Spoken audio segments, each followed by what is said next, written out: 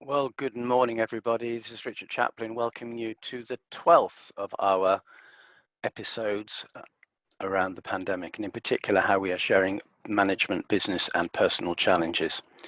I'm very excited that today is very different. We have a 20-minute presentation by global futurist Rohit Talwar, looking at some of the underlying shifts and drivers of change and resulting scenarios. And then a 60-minute panel session, perhaps a bit less, depending on how the time works, on how those scenarios might impact our sector. And I'm really pleased that we've got lots of people on the call today, and I think we're going to have a really interesting session. Before we do that, I'd just like to quickly remind us about some of the things that we have said on most of these calls, but I always think they're worth saying. And thank again to a lady in Bratislava, thinking about believing 6 impossible things before breakfast. We're all going to be believing impossible things, I'm sure, by the end of this call. You are the power of your connections. Let's reciprocate favors. Think small. Think about the things that really will resonate with your key audiences. Do a series, not a one-off, because that's really important in terms of engaging with people and turning them into a community. Drop the convention. Go for the new ideas and services. And we'll be talking about a lot today, I suspect, about that. Speed is of the essence. Articulate, market test your assumptions, and if they're invalid, amend them and pivot in a new direction. Finally, be entrepreneurial, which is about keep listening and innovating. As I say always, listening is the key word in that sentence, and I think we're really good. We're going to be listening to some really great insights that Rohit's come up to shortly. And thank you to Elena Kudsko of Globsec Bratislava for that. Today's keynote and panel, really exciting. Rohit Talwar is, as a global futurist and publisher and fantastic conference presenter. I've known him for a number of years, always worth listening to. Francesca joins us, always lovely to have you on the team, and thank you for your always great insights. Neville Eisenberg, thank you, Neville, for joining us, senior partner, CEO of BCL Cubed, which is one of the more interesting new technology legal entities, having also been 15 years as the managing partner, which is probably more than most people would want to do, but I'm sure there are good reasons. Chris Blythe, OBE, former CEO of the Chartered Institute of Building, and again, he brings a knowledge of the property sector and construction industry, which I think is unrivaled. And lastly, but by no means least, Stefan Kaufman, who is in the Global Technology Strategy team at KPMG. And what's quite interesting there, of course, is that both Francesca and Stefan have a global role, and much of the research that Rohit's been doing is around global issues. So I think we're going to have a really interesting conversation. It won't be hopefully too UK-centric for that reason. Obviously, yours truly, happy to do my part. Before we move on, I always quite like to show you the results from last week's poll, now that I've kind of presented them in a way that government and others find helpful. And I don't think the absolute numbers are that important, but what it is saying here is what are some of the expected components of the C19 recovery agenda? And this is really very much from Rohit's book. And the fact that government will change its way of doing things was seen to be quite low, whereas the idea that firms, high earners, and the wealthy will get screwed, excuse the French, to help pay the bill was seen to be extremely likely. And then others around the agenda, as you can see. Now, this is all available on the website. I'm not going through in depth. I know Rohit will pick it up. But I thought, as a sort of, just to kind of give you an idea of where this audience actually, or this group of viewers actually saw the particular issues in terms of likelihood and expectations.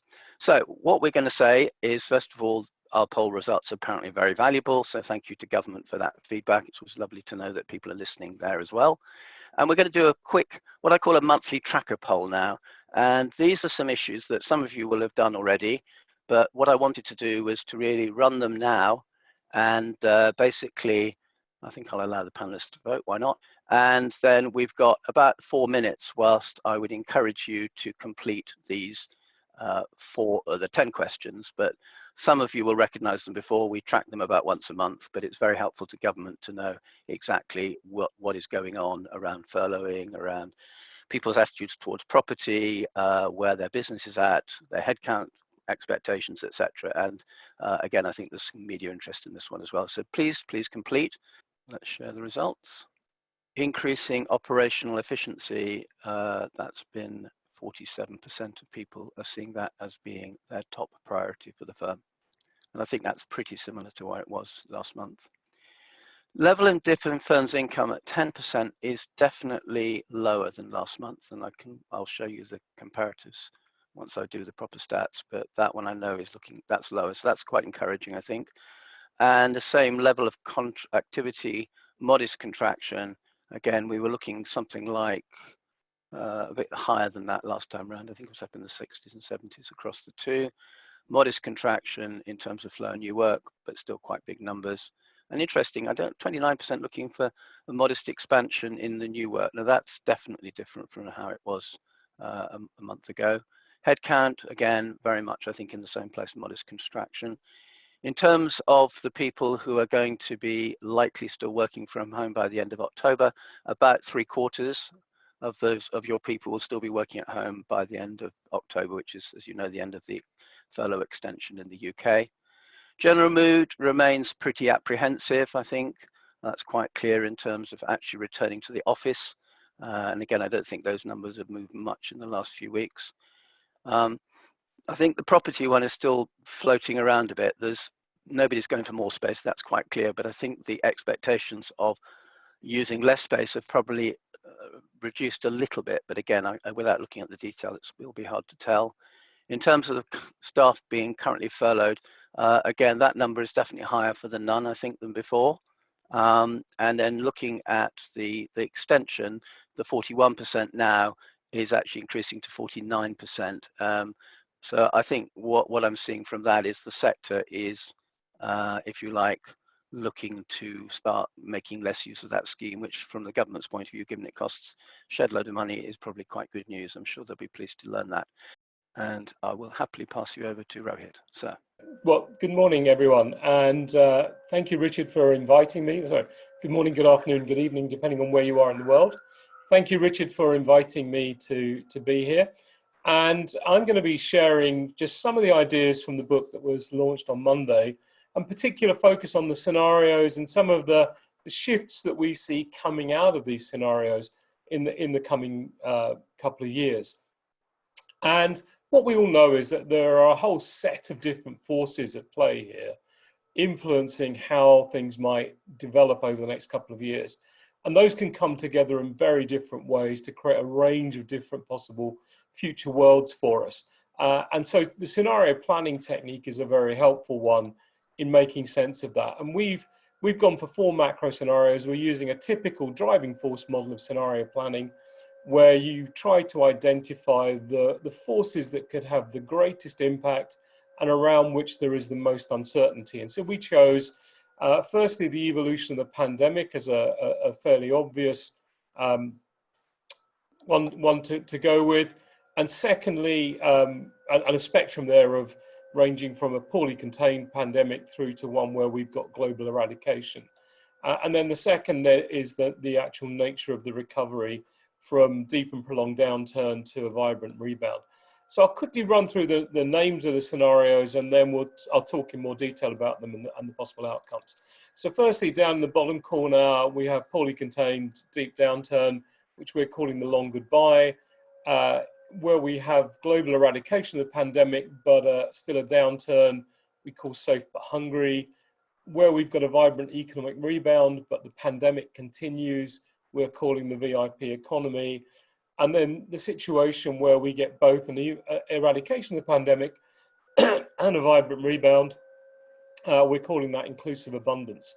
So let's talk through those in a little more detail to just give you a feel for the kind of texture of the scenario. These and scenarios, it's very important to emphasize, are not predictions. These are explorations of how all the forces might come together and play out into different storylines. So the first is one we're calling the long goodbye. This is where we don't get rid of the pandemic for some time. We probably don't see a viable vaccine until early 2022, and maybe only 20% of us are vaccinated globally by the end of that year. So it's a very long and slow and painful degradation of the environment. A lot of old systems and structures start to crumble. A lot of nations that were on the brink basically fall over the edge. And we see the economy really struggling to pick up anything like any momentum or even get back to flat until around 2022. And in this particular scenario, obviously, second and third wave of infection, multiple waves of job losses as people come off furlough and release their staff for the first round of that. And then as they go back to work, they restart their businesses. They discover in a lot of cases that the business isn't there for them. So more staff are made redundant, more business closures. And because inevitably people are cutting their costs and their spending budgets, that then plays through into 2021 as well. So it's a relatively bleak outlook. For professional services, interesting enough, I guess there's huge opportunities in any downturn. One of them will be around, just dealing with the insolvencies, the failures, and the inevitable takeovers and mergers that happen. But also a lot of work around firms reevaluating their property portfolio, strengthening what they do from home and the infrastructure to support that. And a lot of work, I guess, around support services for people who lose their jobs, whether that's trying to find new jobs or counselling services, a range of new professional services emerging as well to deal with a world that's in more of a pandemic. This obviously wouldn't be universal. There's some countries that are already out of this and likely to do quite well in the domestic market, although their international trade might suffer. The second scenario is one where we get the second and third waves of the pandemic, and really the focus goes into putting all our attention on trying to eradicate it, getting global solutions, because this is an aircraft-borne virus. It travels around the world in seat 37C. And so whilst it's there in some countries, it's there everywhere. And what we really need is globally coordinated action to address that. And this is, in this scenario, that's what happens, so that we're getting it. The hope is that you would have a vaccine that's viable by sometime in 2021, a significant proportion of the population, up to 50% globally, vaccinated by the end of next year, and certainly a kind of a slower recovery, much slower, but a sense that we have a more sustainable and viable economy on the other side. From professional services perspectives, the interesting thing here is a lot of those services that need to be delivered around delivering testing, delivering vaccines. We've seen Deloitte get involved. We could see a lot more professional services companies get involved. But also a key part of this is that a lot of the developing nations that are having issues today will need a health infrastructure. They'll need a delivery infrastructure, governance infrastructures to make this work. So there could be a lot of work for professional services firms in helping to set that up. The third scenario is one we're calling the VIP economy. And everyone who sees this says that's where we are now. This is where the pandemic doesn't really get overcome in the short term, but the effort is put into trying to boost the economy. So we've seen the furlough schemes, and we'd see more of that, more government stimulus, more bank lending to try and encourage businesses back, a drive by businesses themselves to try and push the economy forward. And what we think in this scenario is that you start to see some of the things you're hearing hints of from some governments, where they'll effectively operate a segregation within society. They'll start quarantining and locking down certain areas of society where there's higher prevalence of infection, whether that's geographically or in terms of individuals, people being asked to just stay at home if they have a higher risk of infection. And so you start to see a level of social segregation going on. In this environment, it's very likely that those who get the earliest access to testing, to vaccination, are going to be the ones who are seen to be the wealth creators and the people working in those businesses. In this environment, we can see a boost to startups in new spaces, a lot of fields of science and technology moving forward. There could be a lot of encouragement to those businesses to get going, to create the next wave of jobs. But also, we expect to see a lot of bargain hunters here, where people with the cash are able to go in and acquire businesses that are failing or have failed, but have assets and a client base that others want. And again, there could be a lot of advisory work for professional services here. I'm leaving it to yourselves, because you're in such diverse areas, to think about, what are the challenges, what are the opportunities for you in your particular sector. I'm only giving the odd headline or two. And then the final scenario is one we're calling inclusive abundance. This is where we effectively get that eradication of the pandemic we talked about through globally coordinated action. That sounds easy. The global financial crisis was resolved, many believe, because we got the G7 and the G20, really coming together to try and prevent a global meltdown in China, lent its support to that. Right now, we don't have the same kind of mechanism, but in this scenario, you'd have to have that, and you'd have to have the World Bank, the IMF, the African Union, the Shanghai Cooperation Organization, the GCC, the European Union, all really working together to say, how do we create a global change agenda that props up the weakest nations, both from a health perspective and from an economic perspective. In this environment, what we see is that governments gradually shifting their furlough schemes and bailout schemes, so that with furlough comes the requirement for people to retrain, use some of that time to retrain into new skills. A big focus on the bailouts, on firms using that to innovate and focus more on the green recovery agenda. In this scenario as well, we can see a lot more focus on encouraging the kind of Green New Deal initiatives, encouraging the new abundance technologies that can spawn the next trillion-dollar businesses. This isn't summing it uplands by any means. This is not the scenario where everything is perfect. Still a long way to go in a lot of issues, but it's that scenario where we see the most vibrant recovery, and certainly turning around next year from a, potentially, what people are expecting is up to 6% decline in the global GDP this year, which could mask a 10% to 30% decline in individual countries. But next year, the hope is that we're getting back to flat or even slight positive territory on global GDP, and then moving to a much more positive GDP in 2022, maybe 4% to 6% global GDP growth. So you've got 4 different scenarios there. Now, what are some of the things that come out of this?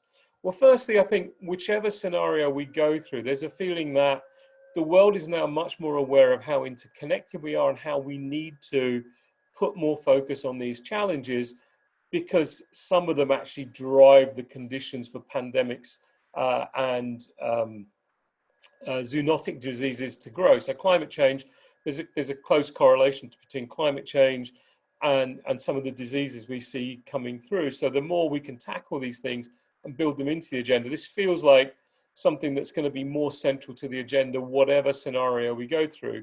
And on the other side will be more focus. And obviously from a professional service perspective, the question is, how do we embed this in whatever we're doing?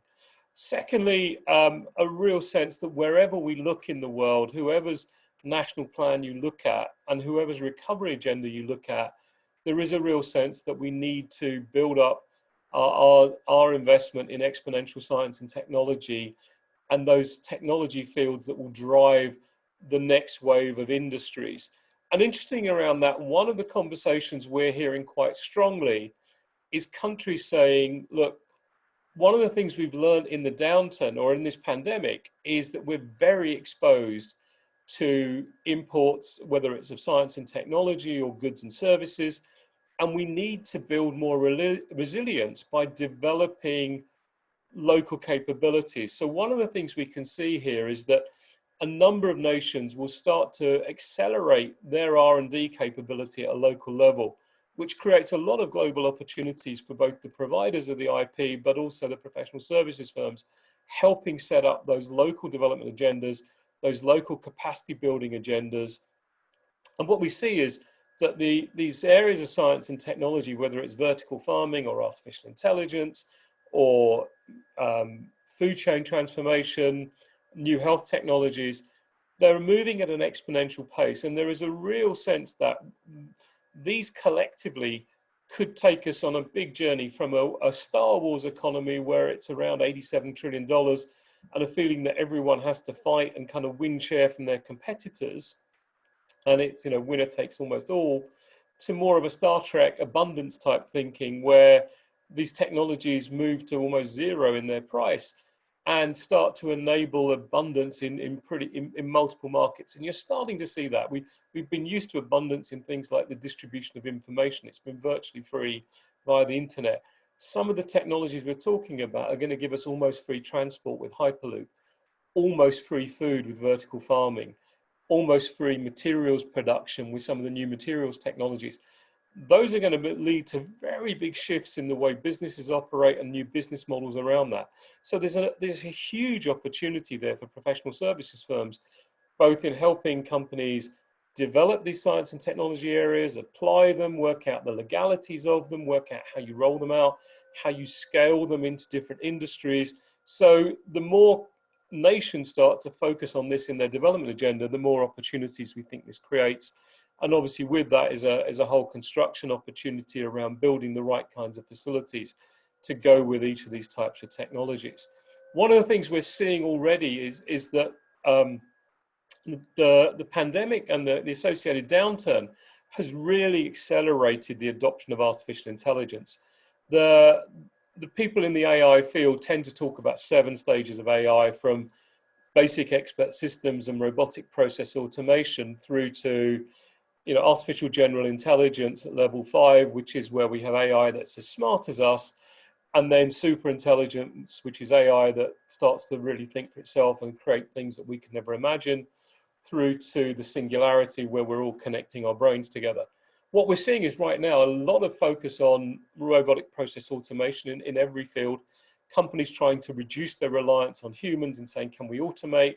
But also a massive investment going into AGI, particularly from countries like China, where they're saying this is a real opportunity to accelerate the transformation of industries and the creation of new ones through AI. So again, whatever it is your service is, whether it's helping with the development, working out the legality, working out the ethics, or working out the impacts, I would say for every professional services firm, understanding AI, just what it is, where it's going, how it's evolving, and then what it could mean for your own practice, but most importantly, how it could impact your client sectors, I think becomes critical.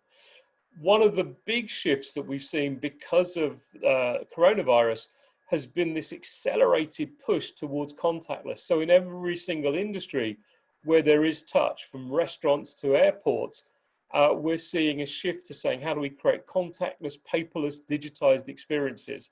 So Bangalore Airport is the first to introduce an entirely contactless journey that you see here.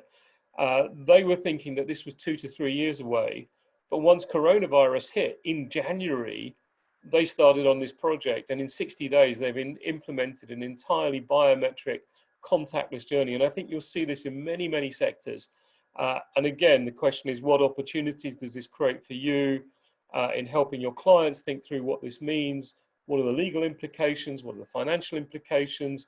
What are the physical design implications for your properties, where you're moving from having lots of people doing checking or client customer interaction to one where it's a seamless, biometric, contactless, paperless journey through whatever it is you offer.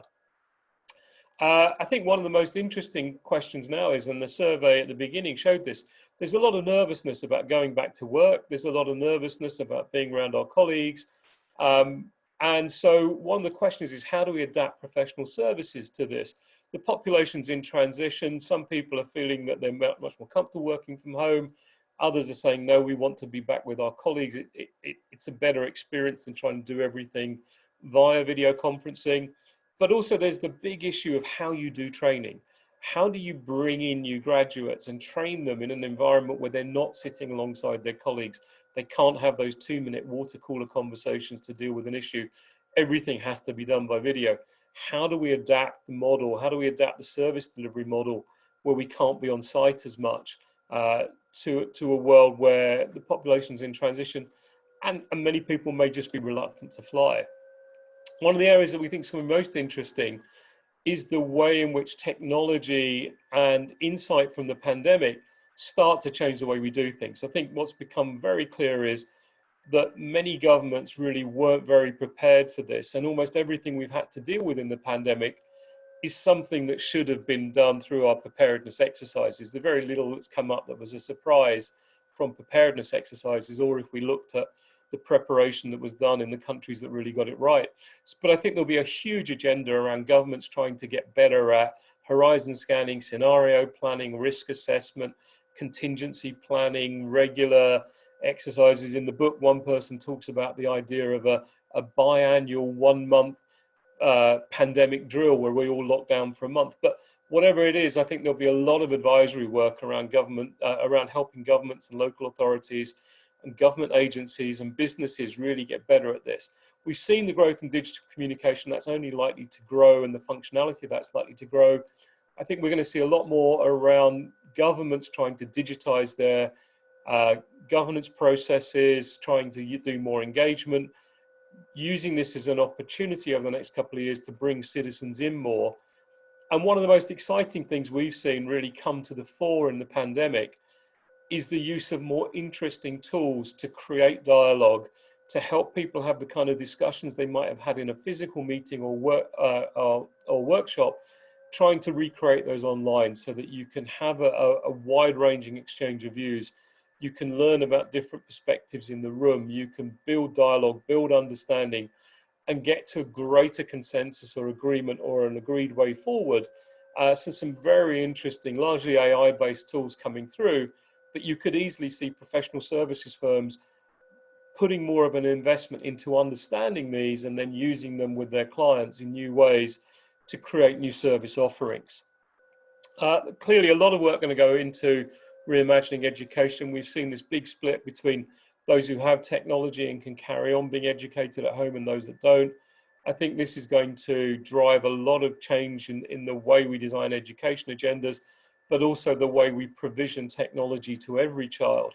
And again, I think this creates very interesting opportunities for those that are involved in that kind of space and in helping find the deals, the partnerships, the sponsorship arrangements that can help put technology in the hands of every child rather than those whose parents can afford it. Also, what we've seen, rising, a lot of conversations about, well, what's the future of business? What's the purpose of business? Is this the beginning of the end of late stage capitalism? And I think there's going to be a lot more soul searching in business about what's our purpose? How do we make sure we're delivering on people, planet, purpose and prosperity? And a lot of questions being asked about how do we make sure we're being good corporate citizens? So I think there'll be a lot of that focus, but also, as you saw from Richard's survey, a lot of questions about, well, what is the business of professional services going forward? What's our strategy? What's our business model? What new ways of delivery do we have? What opportunities open up under these different scenarios, but what doors start to get closed? And how do we learn to operate in a changing and rapidly changing world?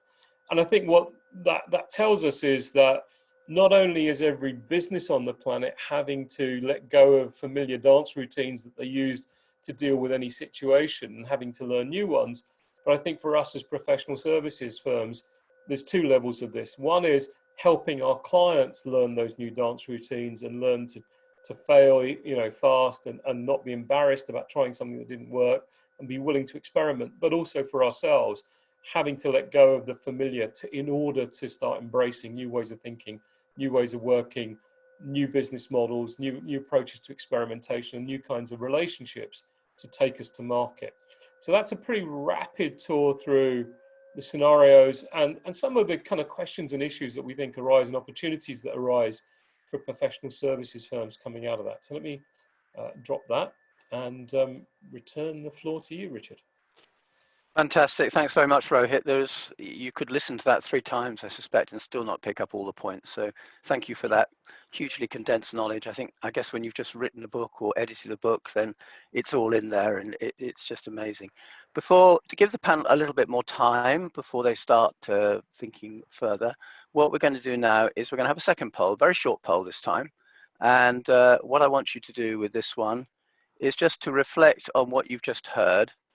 And I'll launch it now. I'll allow the panelists to vote. It's only got 2 questions. And what we're going to be asking you to think about is which of those scenarios do you think is most likely? And there are the 4 scenarios, if you recall: the long goodbye, the VIP economy, safe but hungry, and inclusive abundance. And then, and this might be an interesting question, which scenario are you doing the least preparation for? Again, the same 4 scenarios. So we'll do that, and then we'll then move into the panel session. So I'll launch the poll now, and I think a minute should be more than enough for this one, given we've just had all that wonderful upside from Rohit in terms of background on what they're all about. The VIP economy, 40%. Safe but hungry, nearly there. Inclusive abundance, no.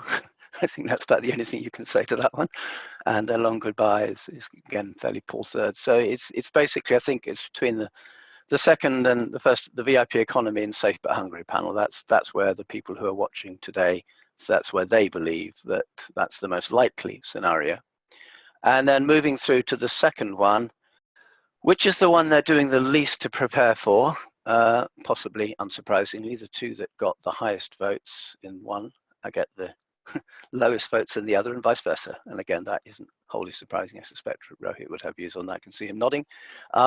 So here we are, panel, and I'd like to start, if I may, with Francesca, just to talk us quickly through her thoughts on particularly the reflections on those scenarios and what they might mean for, if not necessarily for her firm, because she obviously works for the international office of Grant Thornton, but across the firm, on the various member firms in the world that she's working with.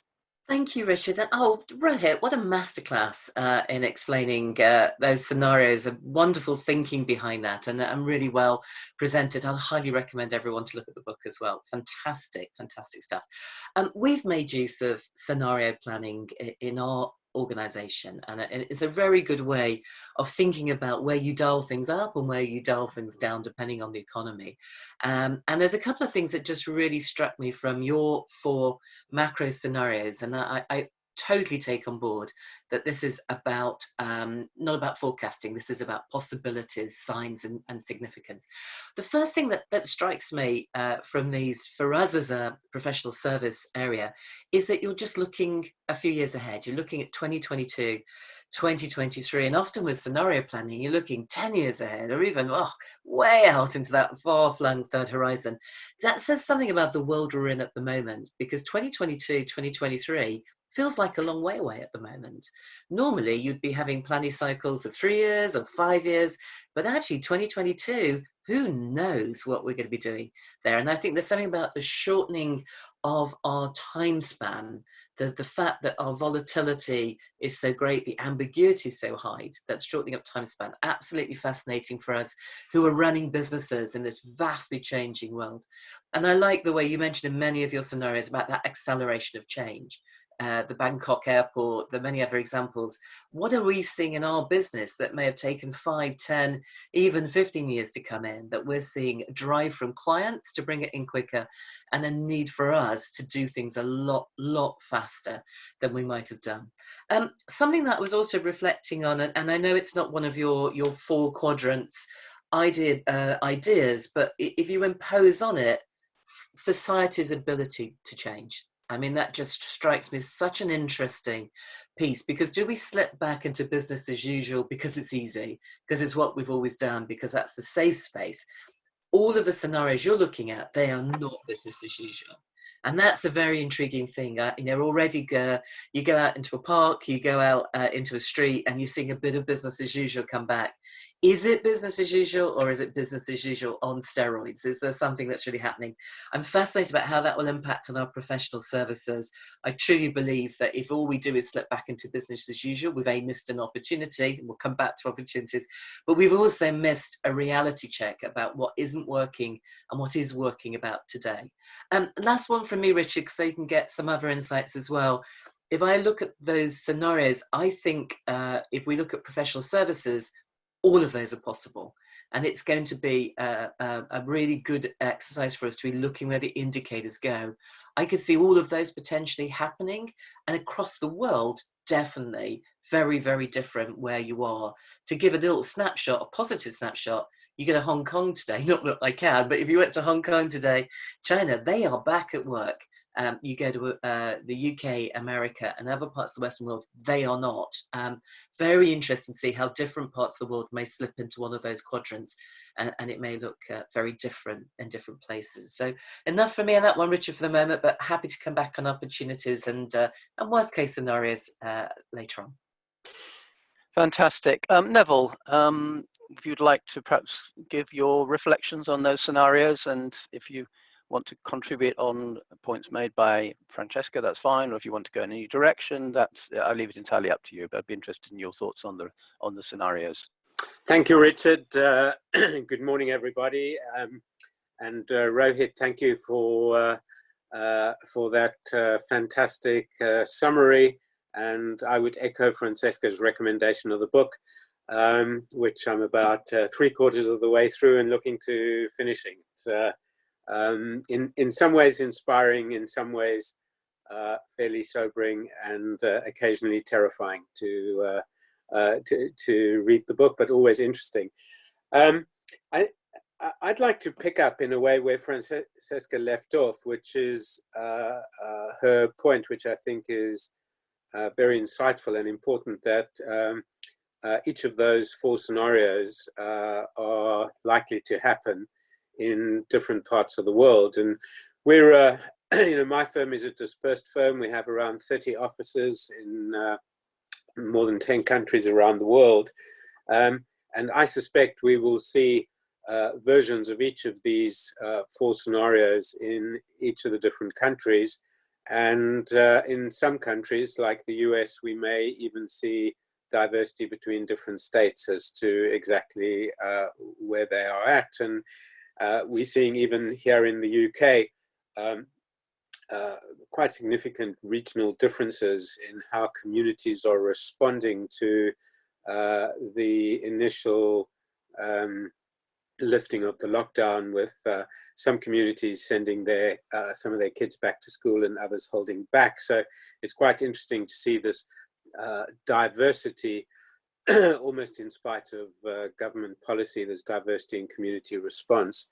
And I expect, therefore, that in our firm, we will need to be planning for each of these scenarios, and indeed, to make it even more complicated, planning for movement between these different scenarios in the same countries. So whereas a particular scenario might be prevalent in one region at a given moment in time, it will could well evolve quite quickly in unpredictable ways, either in a more positive direction into a different quadrant, or of course slip back into a more negative scenario. So I think that leads one to a methodology of management, which of course most people involved in running businesses will be aware of, which is adopting a matrix approach. Life isn't simple, and therefore one has to try and take decisions and measure performance and do scenario planning using a number of different dimensions, and recognizing that those can change over time.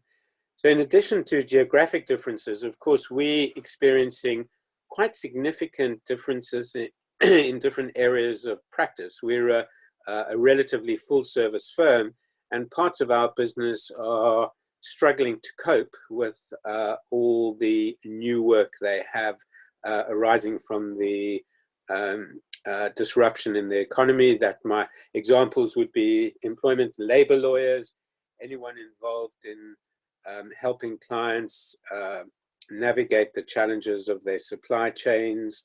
Quite a few articles or chapters in Rohit's book touch on data privacy, and with the increased use of technology generally, but also by governments with contact tracing and that sort of thing, we're beginning to get a significant number of new inquiries in that area. So these are specific areas, but I think it's also fair to say that during economic downturns,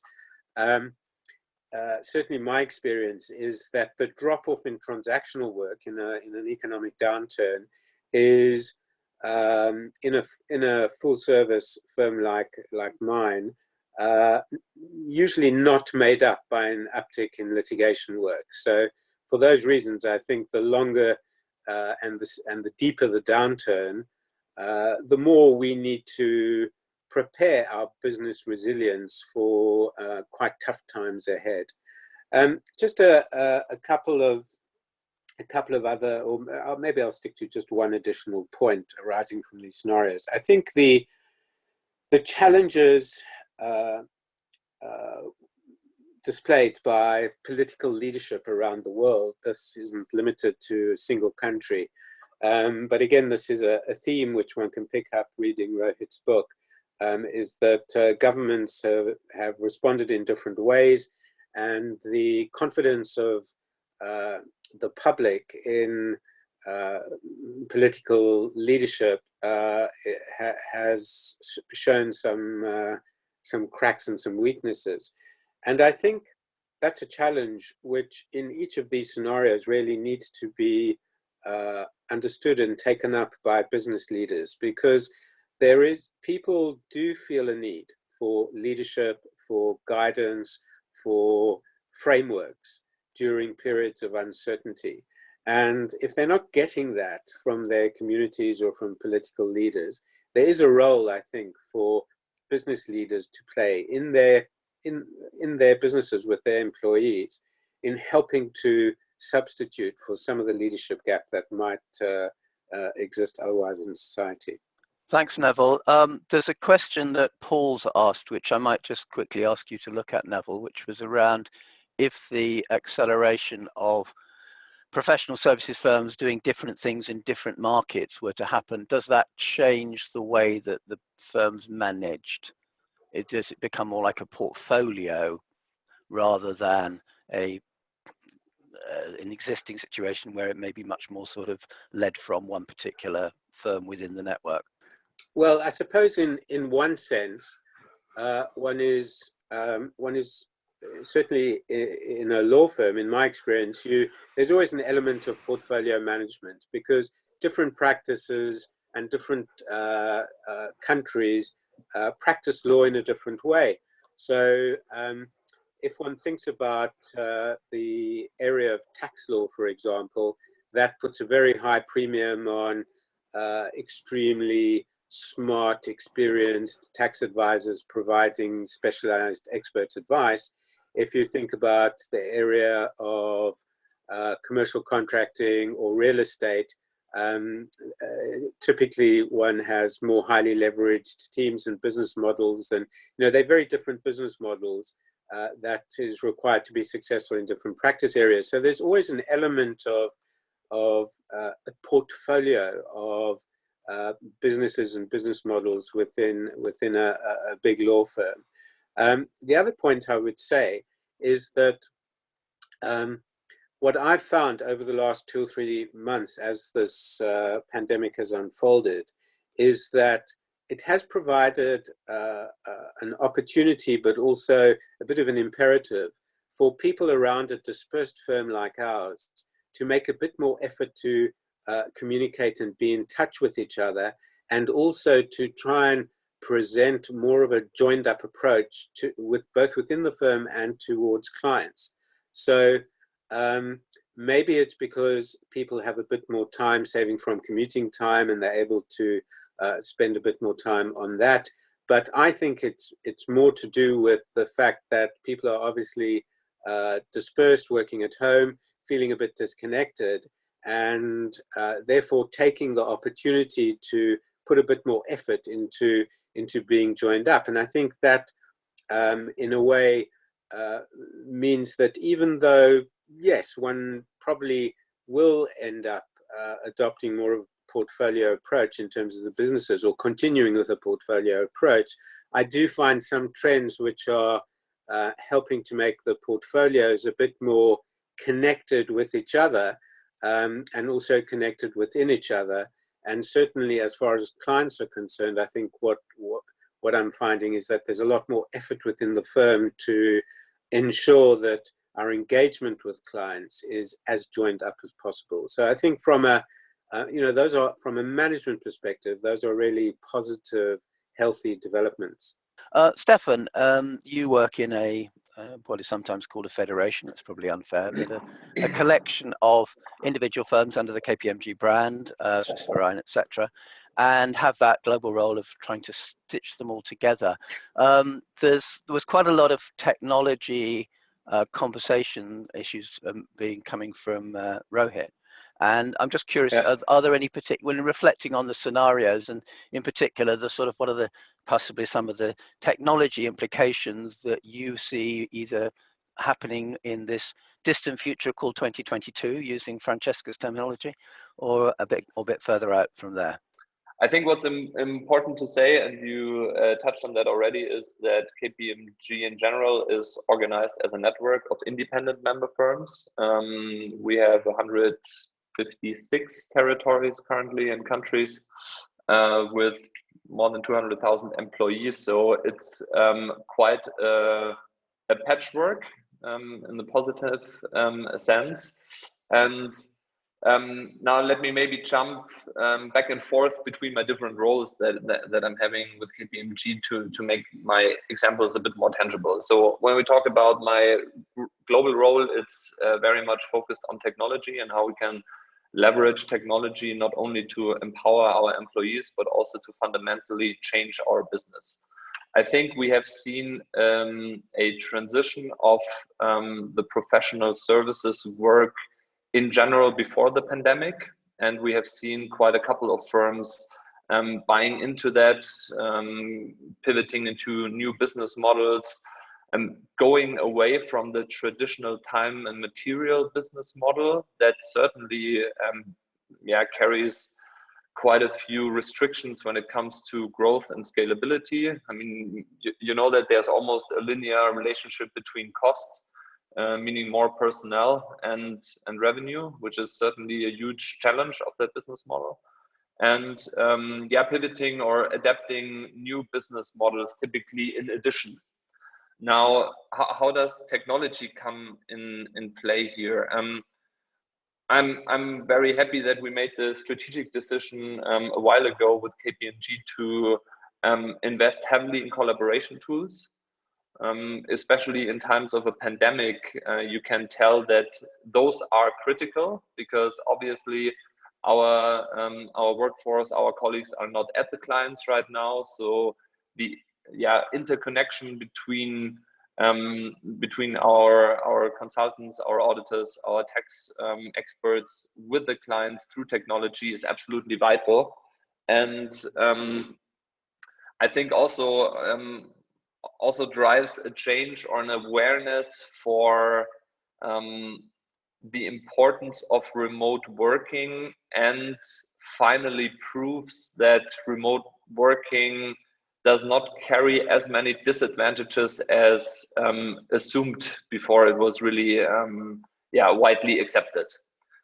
Now, when I look at the German member firm, what is quite interesting, and that ties also in with your portfolio question, by the way, is that a couple of years ago, we introduced another dimension when it comes to how we steer our business.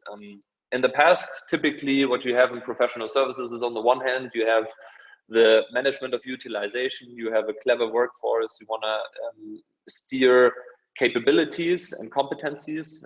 On the other hand, you have clients, and most of the companies know very well how much they do make with a specific client. They know that portfolio very well. However, what we felt was missing in there was a piece that currently we refer to as solutions, which ties together capabilities and clients and actually talks about what do we actually deliver in much more detail that you can see from a practice group or from a profit center with a partner.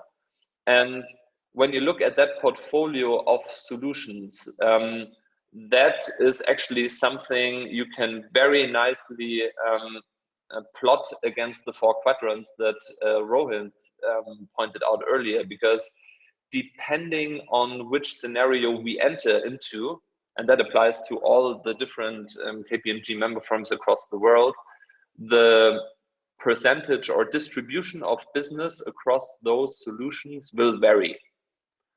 And what we now see in Germany, and I think that is quite a big advantage right now, is that we can now slice and dice our portfolio of solutions and contrast it against those quadrants. Funnily enough, Rohit, we almost use the same 4 quadrants. I think we have a bit of a different headline on them, but for our scenario planning, that really helps us to steer business in the right direction, and that obviously then triggers down where do we want to deploy technology to produce the highest client value. We see then also where do we want to deploy workforce. So that even leads to, okay, how do we train our people, which capacities and capabilities are needed, in which of the solutions based on a respective scenario. So that is very, very relevant for sure. One super important note, and that really comes from the heart, from my heart. I'm a business guy that works in technology, so I'm not overly technical, but I think what is extremely important when we look at technology in general, and especially now in the situation of the pandemic, it is absolutely vital that we still look at business problems to be solved independently from the technology solution that you're applying. And I think that can be a pitfall for some organizations that now think, oh yeah, technology is the solution, because obviously technology has a different promise or carries a different promise of scalability and of profitability. But it is absolutely important that you come from a client perspective, that you identify the issues that you want to resolve for your clients, and then deploy technology to the adequate degree. Chris is, as I mentioned earlier, the former chief executive of the Judging Institute of Building, and many people kind of think about the professions as law, accountancy and consultancy and forget that property and construction and engineering is a very, very key part of every country, and in particular professional services. So Chris, I'd love to get your thoughts on the scenarios and what they could mean, perhaps not for your firm, but for the industry that you are familiar with. Yeah, well, I think the one thing that seems to be missing in a lot of the comments so far is actually about people. We talk about technology and things, but the heart of what we do is all about people. And that one of the things I have always been focused on is that the built environment is about people. It's about quality of life. It's how we work, how we live, how we play. And, you know, technology has a part to play, but it is actually about enabling. It's not the be all and end all of what we do. So I think, you know, the notion that the office is going to go away, we're all going to be working from home, I think is a bit oversimplistic. I think what we understand as being the office will change, you know, and how we use offices will be different. And technology will have a part to play, for example, and Rohit made the comment about touchless. I think we'll have a lot more touchless going on in the office, and I think our response to getting people back into the office rather than back to work, because remember, most people who are office-based have been working through the pandemic. It's actually about being back in the office. It'll be about increasing the touchless experiences and levering the right technology to do that. And I mean, a lot of the technology we have at home anyway. I mean, I can switch my lights on and off from my iPhone. So why can't that be used in the workplace? You know, and you know, things like, you know, facial recognition and so on, voice activation, and all those sorts of issues could actually deal with the issues of actually getting ourselves back into the offices. So these personal devices, I think, could be quite critical. There is a paradox, of course, is because people are quite prepared to have this sort of level of surveillance and connectivity at work, but probably not so in terms of having that connectivity with state, you know, track and trace initiatives because of the issues around privacy. Francesca mentioned the issue about society and its ability to change.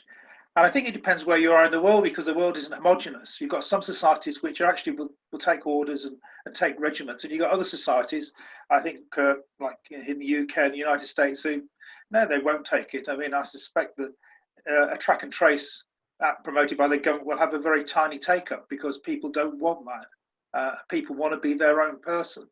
You only have to look at the United States to see that. But over in the Far East, yeah, Hong Kong, they're all in the track and trace. That's the mentality and the culture. So these cultural differences will have a big impact. And the other thing, and you know, I think Neville made the point about leadership and government and politicians. I have some empathy with them.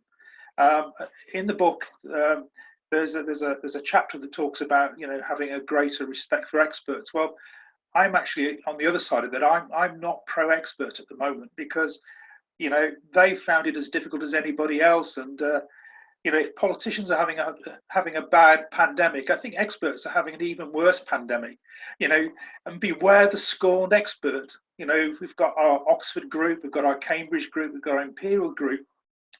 they've all got things to say, and they're all contradicting each other. And as a person in the street, I still have no idea about where we are in terms of this pandemic. I saw a report today that said bald people get it, are more at risk. So black, bald, 65, and overweight, you're doomed. If that's the scenario. So the experts, I think, are causing as much problem. So I have a lot of empathy with politicians, because they're the ones that actually have responsibility, and experts can pronounce and they've got no responsibility, because they're only giving advice. So there is some really big challenges there. But from a property world, the office isn't dead. Buildings are there to inspire. I think people need buildings, and because we are social, we will still need a built environment that enables us to do what we need to do. I think working from home can be quite desperate. And if you're a 23-year-old or 24-year-old in a house share with 4 people fighting for the internet, by God, you want to get out. Go to somewhere decent, go to somewhere lively, somewhere where you can have a lot of fun. Being stuck at home is not a great place. And already there's lots of stories about people decamping from where they are to go home because they want to be in a good place rather than a bad place. So I think this sort of simplification that the office is doomed, we're all going to work remotely. No, it's not going to happen like that. I think a lot of people will want to get back to the office because it's a good place to be for a lot of people. Richard. I love the concept of the scorned expert. I wonder how many times professional people have felt like that when their clients haven't perhaps given them the attention they thought their advice deserved, and on and on.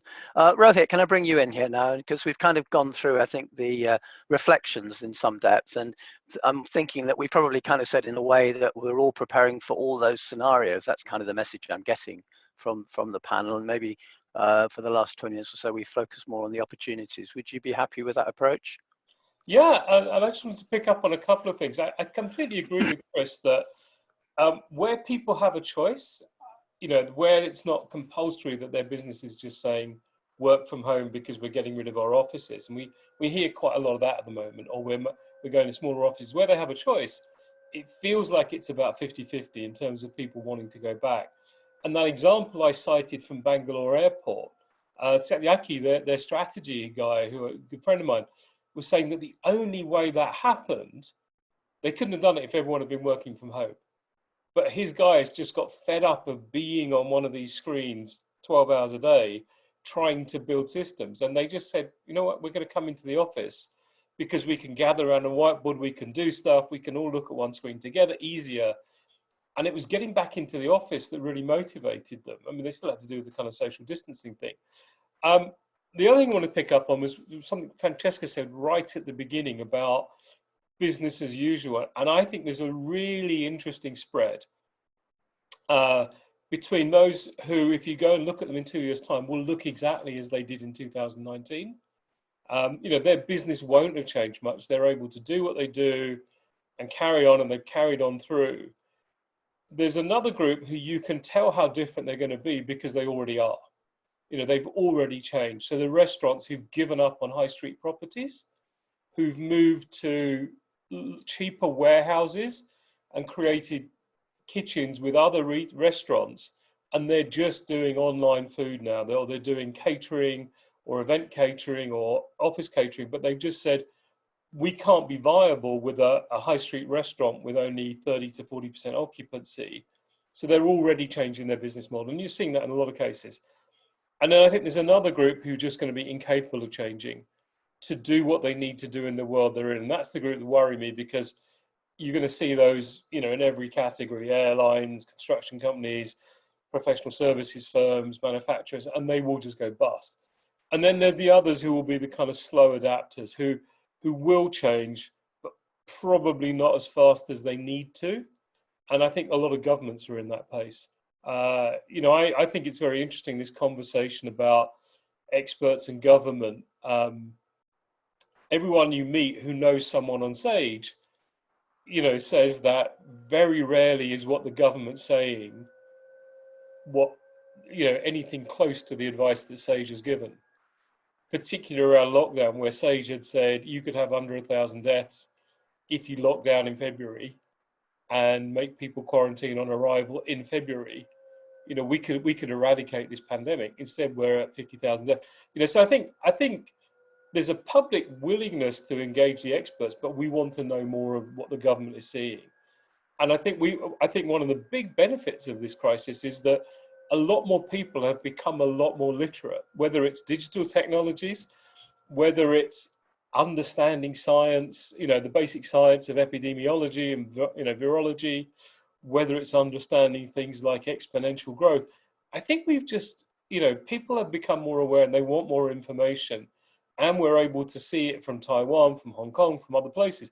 So I think we've got a more demanding populace. And I think that's going to challenge governments all around the world to be different. And I don't know if anybody saw the memorial service for George Floyd last night, but Al Sharpton's presentation, which was a masterclass in presentation skills, by the way. But one of the things he said was that behind all the kind of anger and furore is a whole new movement that's emerged, where all of the different civil rights groups are coming together to create a wholly different engagement model to try and mobilize all the people who never vote to shift the next election, not just at the presidential level, but down to local school governor level.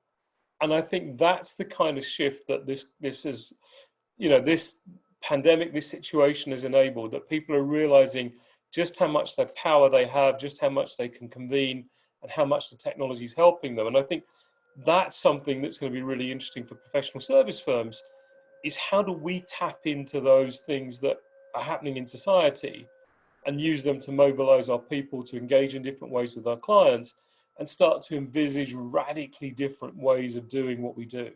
I think that's the really interesting place to keep an eye on. Thanks, Rohit. Really helpful update. And as I said, I think perhaps what we'll probably do now, so about 15 minutes left, is perhaps talk a little bit about the opportunities. Does this involve completely rethinking the business model, or as it just adjusting existing ways of working, but with a slightly different context? I know those are two extremes. Again, Francesca, perhaps you'd like to give your thoughts on the opportunities and the extent to which that involves rethinking the biz. No, thank you. And it's been really interesting listening to everyone's different take on this. So I'm going to build on something that Rohit just mentioned around different industries or parts of business may very well do different things. So there are that rebuilding of a completely different business model, that tweaking of a model, or that actually broadly it stays the same. I think that industry sector elements are going to be so strong here in terms of what they need to do at pace. Some not so much, some need to do a lot, and the ones that do nothing are the ones that will disappear. So I think you're absolutely right. Different elements, different speeds, and different things they have to do.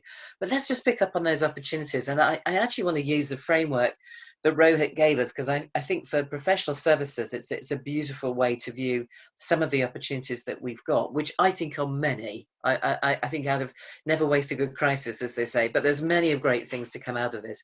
Now, let me pick up on Rohit's points that he flagged right at the beginning. Sustainability. Sustainability and the move towards sustainability and how we help clients and how we change our businesses clearly has got massively heightened, and so it should. I know you put up the sustainability goals for the United Nations. There's some amazing work happening around there, and no one who is living in a lockdown country hasn't looked up at a blue sky and noticed how different the world is without lots of planes and without lots of smoke. So there's something there around the credentials that people have around sustainability. What do they look like? Are they real? Do they stack up? And perhaps their clients expecting them to have better credentials around sustainability. A drive from clients to go, how sustainable are you? You look at the clear blue waters of Venice at the moment, what's going to happen when the ships come back? So something here around credibility and sustainability. You also picked up around research and development and how that may drive change. And R&D isn't always tech, of course. It can be many different things. I think we're going to see lots of governments pile into R&D. Some of it will be helpful. Some of it will be the usual tinkering around the edges. And of course, it drives huge opportunities for those of us who work in the tax service lines or advisory. There will be a lot to do. And of course, if you've got cross-border work, the chances are that all the R&D offerings will be completely different. Every country will do something different. And there'll be huge opportunities to help people navigate through that. If you're doing a big infrastructure project going across multiple territories, or a big service push across multiple territories, huge opportunities to help people. Never has there been something that governments love to mess around with more than R&D. So there's been lots of work there. I like the span around the move to AI, starting with your basic robotics through to, oh my goodness, everyone's a lot cleverer than our brain. And there had been, I think, quite a slow movement towards robotics. And I think, again, that's an opportunity for that to be embraced by clients, but also we need to, in the professional services, both get it and embrace it. We've seen in this lockdown world the rise of compliance. Suddenly your annualized work, the stuff that comes in year on year, but we all know it needs to be more efficient. But there's also something interesting about the trade-off between efficiency and resilience. A resilient business, never have you wanted to have your business more resilient, both in terms of cash flow, in terms of its ability to deliver. So can tech help you become more resilient and not just become more efficient? The two can run side by side, but there's something helpful there. Paperless, contactless, great examples out in business of what people are doing. But gosh, look at our own profession. We're still paper heavy. Be you sitting in an accounting firm, a legal firm, we are so paper heavy. I'm in the process of trying to sort out a little bit of property work at the moment. Conveyancing, what is that about? That makes no sense to me in a contactless world. Digital signatures and all the stuff you absolutely have to do business. If you can't meet, loads and loads of professional services can do around that. And last but absolutely not least, is the people piece.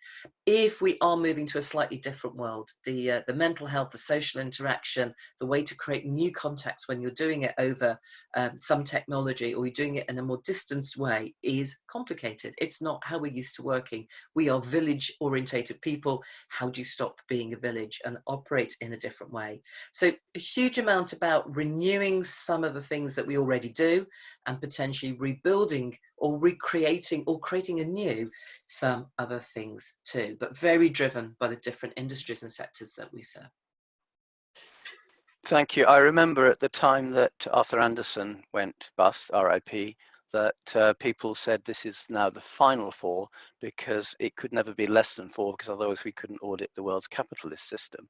And I'm kind of reflecting, picking up your first point around sustainability, is the need to measure, track, and come up with reliable metrics is going to be very, very key. And I suspect that professional services will be very much driving into that space as a new area in which to give attestation and confirmation that the data is indeed reliable. So I think there's some other issues that may be emerging as well. Neville, do you want to give us your take from your world as to where you think the opportunities now lie? Firstly, picking up from Chris's point about the importance of office buildings, and I certainly agree that offices for many, if not most businesses, will continue to be really important. I think it's, and in my firm here in London, it's actually a very interesting time, because during the last 2 months, our lease at what had been our headquarters here in London ended. And by the way, we had been in that building for 50 years on London Bridge. And the firm was moved into our new building about 200 yards west of there, building called Governor's House. And it's been very interesting to think back on the last year or 18 months or so as people contemplated this move, because of course we've taken the opportunity to fit the building out in a completely different way, which encourages more agile working. Nobody has their own offices anymore. Some people still did in our previous building. And there was a lot of skepticism, resistance, and questioning of this new approach. By the way, the new building also has less floor space than the previous one. And people were very uncertain as to how this would all work. All of that resistance and questioning, of course, has completely evaporated in the course of the last 2 months, where agile working and people's understanding of it and practical experience of it has been accelerated in a way that no training program or leadership messaging could ever have achieved, other than over many, many years. So I think so we've actually, just in terms of this narrow move from one building to another building, the experience of working at home and people's experience of remote working and working in a more agile way has been an incredibly valuable thing for our business here in London. So I think that story is really to make the point that agile working and people's understanding and acceptance of it will have accelerated massively, which I think is a good thing. The second thing, which I suppose is linked in a way, is the delivery of legal services. You referred to different ways of working, Richard. But the delivery of legal services, and this is something quite close to my heart at the moment, running this new service, BCLP Cubed, at my firm, which is all about delivering volume services to clients in a different way from traditional legal services.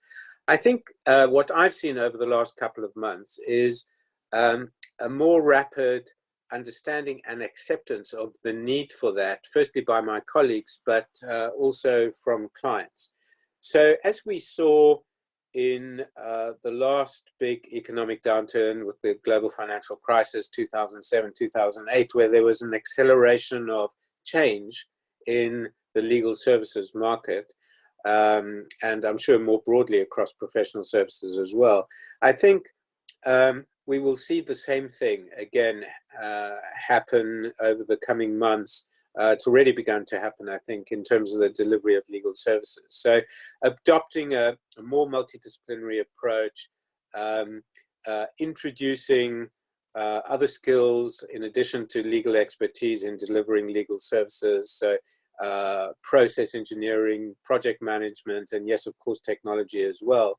All of those things, I think, will be accelerated as a result of this experience, in many cases driven by the need of clients for more efficient services at a time when their resources are going to be severely constrained.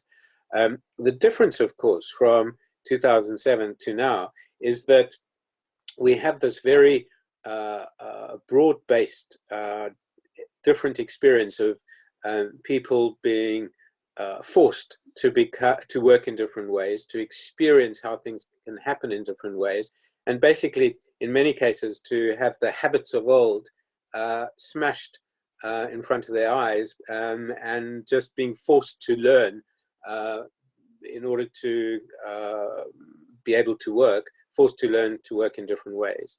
So there are lots of other things we can talk about in terms of opportunities. I mean, personally, and I know many of my colleagues share this, the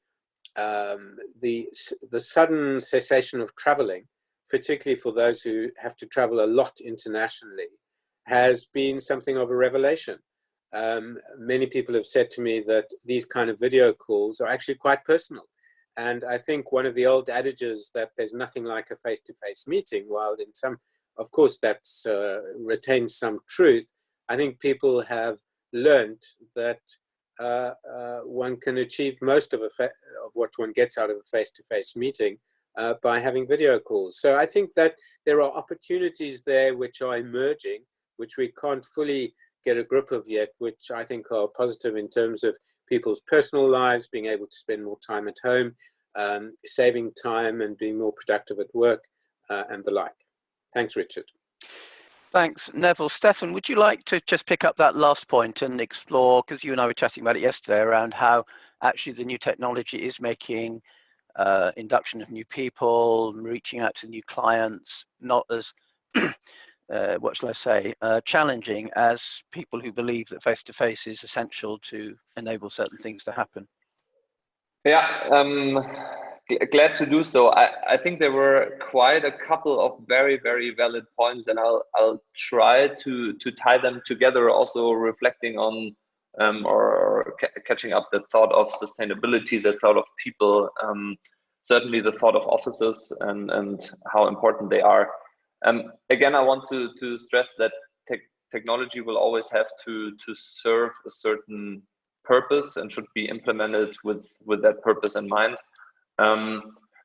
Now, regarding this thought of us being in a very people-driven business, I do very much agree. I don't think that interacting through technology, just as we are all doing right now, is that much of a disadvantage as maybe it was thought of before the pandemic. What we can see is that having those video calls can build even tighter relationships with people because you're by default invited into their homes. We happen to find that a huge opportunity when building relationships, because often you can just by the background of a picture understand a bit more about the person that you're actually talking to. I just had a situation with a colleague of mine I worked for more than 2 years that I didn't know was very passionate about playing several instruments, and I could see them in the background on his in his room where he was hosting his video call. There are very, very nice examples of video-enabled schooling initiatives for the children that have been at home for a while. So I think technology and people are not necessarily competing. I think there are technologies helping us to bring people not necessarily closer together, but bridge distances and bring people of like-minded people together and build relationships that can be very, very meaningful.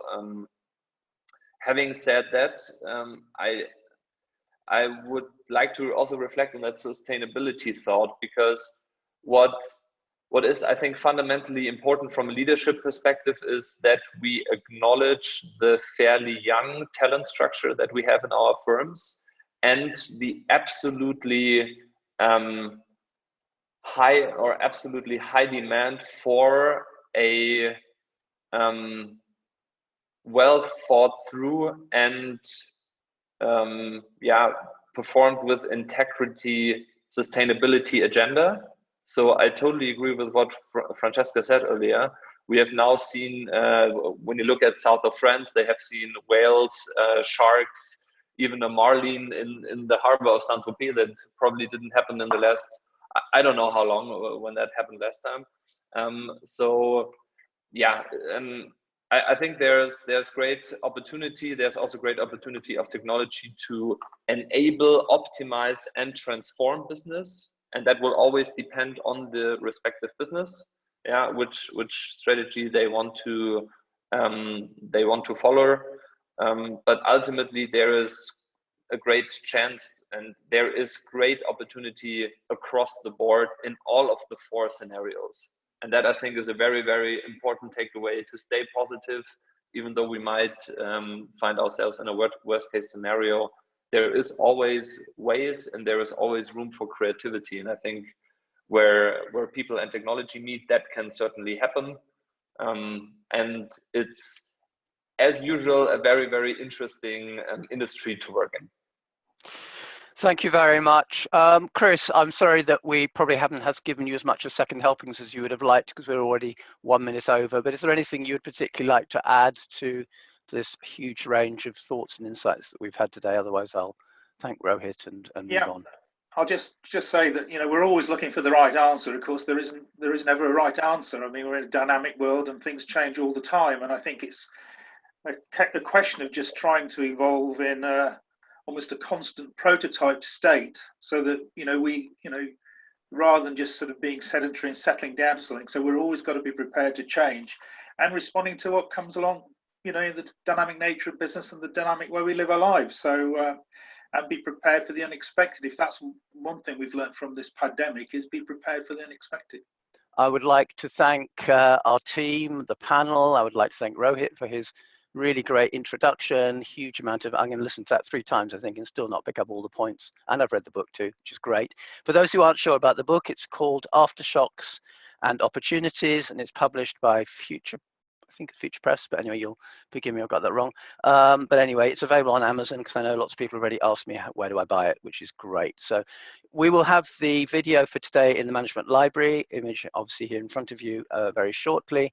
Again, thank you all for your unprompted feedback. We're going to keep trying. Next week, we're back to the normal. We'll do the usual one, but I thought today was really interesting to do something completely different and have a very different type of structure. But I think we've covered a lot of issues in a lot of depth, and that's been awesome.